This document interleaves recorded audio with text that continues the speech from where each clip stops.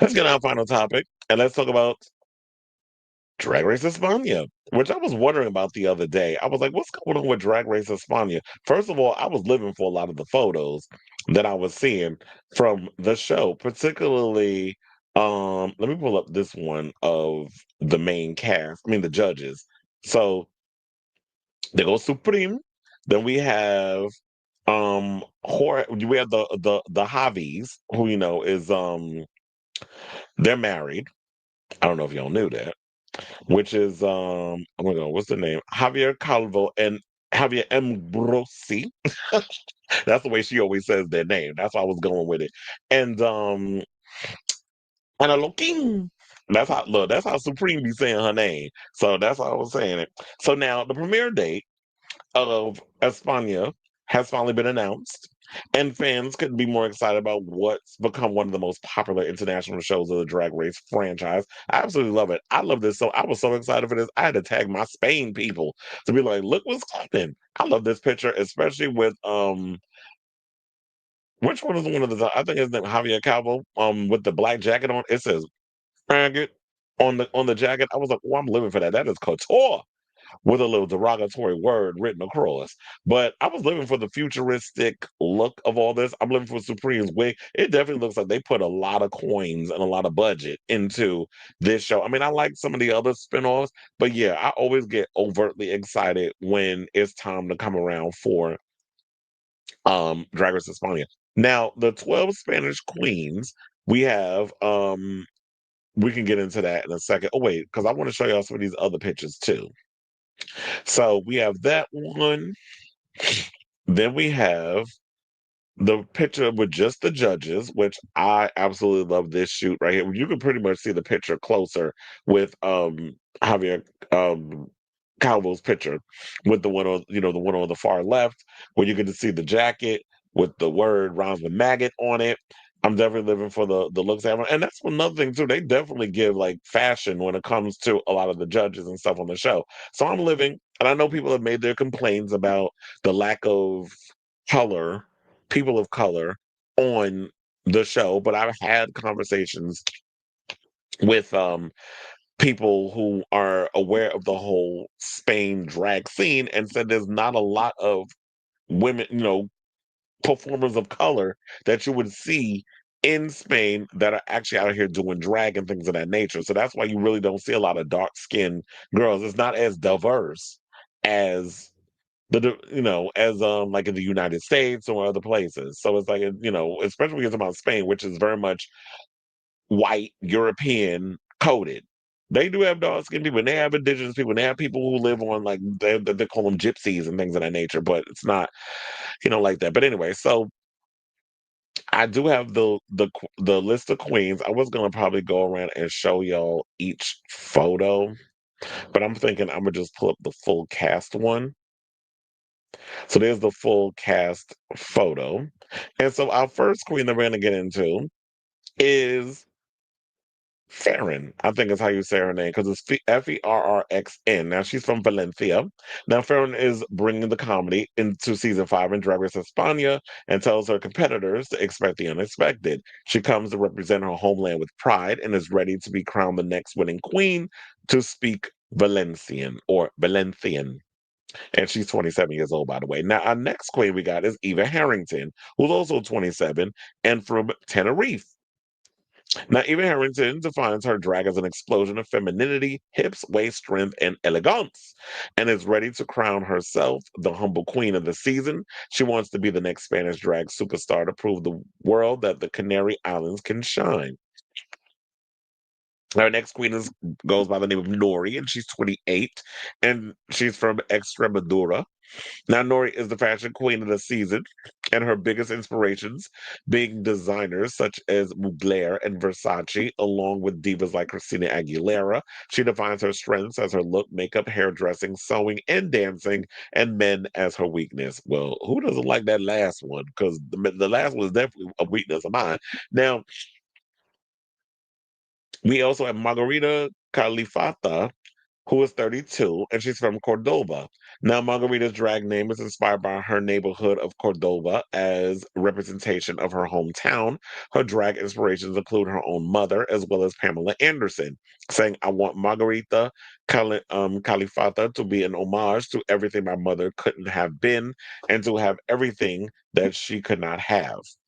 Well, I think a lot of times when is it me or is it like a lot of drag queens pretty much are like I like kind of come from that vibe where they pay homage to the person that they feel that their mother could have been but couldn't get there. So they embody that in their drag, unless you hate your mother. Now, the next queen we have is Crystal Forever, who is 52 from Caracas, Venezuela. Now, it's nice to see that we got some older queens on the show because that's one of the complaints I've been having about regular drag race, where it's like, can we get like some regular girls and stuff on the show? So now, Crystal's drag name comes from the iconic film Showgirls, that which would be Crystal Connors, and credits RuPaul, Diana Ross, and Whitney Houston as her biggest inspirations. Dubbing herself the lipstick queen of the season, she's ready to be crowned the Spain's next drag superstar. Now we have Laka Udila, who is 27 from Valencia. Laka's drag persona inspired by Sarah Montiel, Rocio Jurado, classic Spanish cinema, musicals, and history. With her claim to be the singing queen of the season, she must take home the crown because she's promised so because she promised her drag sisters Hornella and Paquita. So I guess because they were on the show in the past, she feels like I deserve to win the award. I mean, I deserve to take home the crown. But girl, if you don't bring it, then you're gonna end up like them, sashaying away, or sachet de bas, as Supreme likes to say. Now, Alexandra del Raval is 27 from Barcelona. Now, Alexandra comes from El Raval neighborhood of Barcelona and is ready to bring the five. What is it? How do you say the I don't know how to say how much their money is over there. Y'all have to let me know in the comments. So it's like 50 something. Got a dot and then three zeros and a E looking thing. So and look, wait, hold on. Let me see if I can show y'all. I don't know. Excuse me, because you know in other countries is what is it? I was gonna say, is it rupees? No, that's India. It looked like this. That's what their money looked like. So anyway, let's get back into the show. So she wants to be the next Spanish drag superstar because she is unique, unrivaled, invincible, and a hot mess. Or if I wanted to be Spaniard, invincible. Okay, so now we have Denibola Murnau, who is from Elche, who she's 23 years old. Now, Denibola crowns herself as the porcelain little clown of the season. She defines her drag as a Marilyn Monroe film if it were directed by Tim Burton, with her main references being Silver Stars from Old Hollywood and Beetlejuice. She's ready to be the next Spanish drag superstar because it's time a colorful weirdo gets the crown. Then we have Nyx from Alicante, and she is 29. Nyx arrives at the Drag Race España from Copenhagen, but she's originally from Alicante. She defines herself as the fashion queen of the season and her strengths in being fashion, beauty, aesthetics, and performance. She's ready to be the first trans winner of Drag Race España. And then we have Daphne Mugler from Malaga. Daphne is dedicated ballerina who is ready to be the first crown winner of RuPaul's Drag Race, sorry, España, to claim the title. Though she is young, warns her competitors not to underestimate her. She's ready to sweep the competition on the main stage, and she's 20. If I didn't say her age, and then we have La Escándalo. Oh God, can you imagine if RuPaul was on this show? She loves saying that damn name. And can you imagine her saying that every episode? It'd be like her and Lydia Butthole Collins, like catnip. Now, La Escándalo is bringing the color of the season, or to the season of Drag Race España, ready to bring viewers into her fantasy world. Her drag persona is a mix of classic eleganza, pure love, and childhood nostalgia as cartoons and video games. And last but certainly not least, we have Satine Greco, who is 39 from Torremolinos. Now, Satine's drag name comes, of course, if you've ever seen Moulin Rouge, it was the Nicole Kidman character that was her name. While her surname is an homage to her aunt, who was also a Spanish drag queen, he draws inspiration from the folklore divas such as Lola Flores, Rocio Jurado, and Lena Morgan. So there you have it. But I was like, let me go through this one last time and just show y'all the actual photos, and then we can wrap this up. 'Cause I was like, I could have did that during the show, but I was just like, I just want to read through all of these. Wait, where is the thing? Um, we gotta share the screen. Is it here? Nope, it's here. So there's your first queen. Oh no, I was like, can I bring it up? Okay, so going back to the top, we have Farron. Then we have Eva Harrington. Then our next queen is Nori, not to be confused with Noriega the rapper. Then we have Margarita Califasa. Is that your name? Yeah. Margarita Califata. I'm sorry. That was what we said her name was. Then we have Crystal Forever. Because I had to go back and forth. Then we got Laka Udila, who is this queen here. Then we have this queen who goes by the name of Alexandra del Raval. Then we have Denebola Murnau, who is this queen here. Then we have Nyx. Then we also have Daphne Mugler. And then we have La Escandalo. And then hold on, because I don't know the last one they want to open. Um, which I think that's the last queen, right? Yeah, that's Satine Greco. So you get to see all the girls. And yeah, that's it. That's so those are all the girls that are gonna be on the upcoming season of Drag Race España. So what do you guys think of this story? Are you excited for the upcoming season of Drag Race España?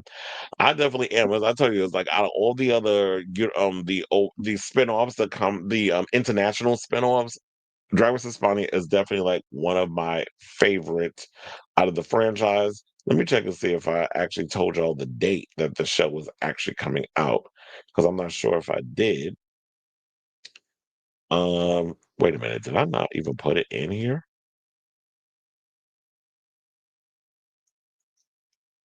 I don't think I did. I was like, girl, when is the show coming out? Yeah, I may have to put that in. Let me check. Let me look it up. When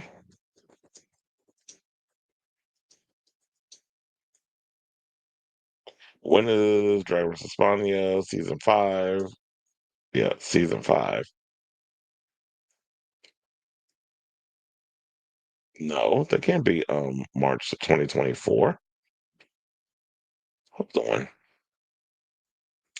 How's that not in there? Okay, so it's Sunday, September 28th. That is when it comes out. I was like, wait a minute, I could have sworn that it was in this article that I put up. I guess it wasn't. So yeah, so Sunday, September 28th is when it's supposed to come out. So definitely check out the show when it airs. I'll definitely be checking it out.